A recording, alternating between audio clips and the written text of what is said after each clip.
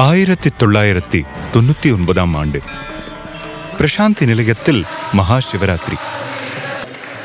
சுவாமி வேதனையால் துடிப்பது எல்லோர் மனதையும் பிழிந்தது.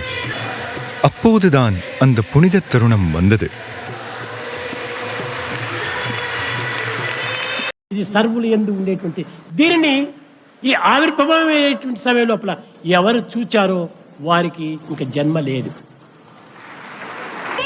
சுவாமியின் திருக்கரங்கள் அக்குடத்தில் சுழல சுழல பெருமழையாய் பொழிந்த புத்தம் புதிய விபூதி ஷிரடி சாய் விக்கிரகத்தையும் அத்திருக்காட்சியை தரிசிப்பவரின் இதயங்களையும் முழுவதுமாய் நிறைத்தது. ஒரு நீல நிற லிங்கம் வெளிப்பட்ட பிறகு சுவாமியின் தேகம் அசைவற்று போனது. வேதனை மிகுந்த 55 நிமிட காத்திருப்புக்கு பின்னர் பகவானின் கைவிரல்கள் சற்று அசைந்தன. மெதுவாக கண்கள் திறந்தன. சுவாமியின் திருமுகத்தில் புன்னகை மலர்ந்தது. ஆஹா, நம் சுவாமி திரும்பி வந்துவிட்டார் என்பதை அறிந்த பக்தர்களின் இதயங்கள் பரவசத்தாலும் மகிழ்ச்சியாலும் துள்ளின.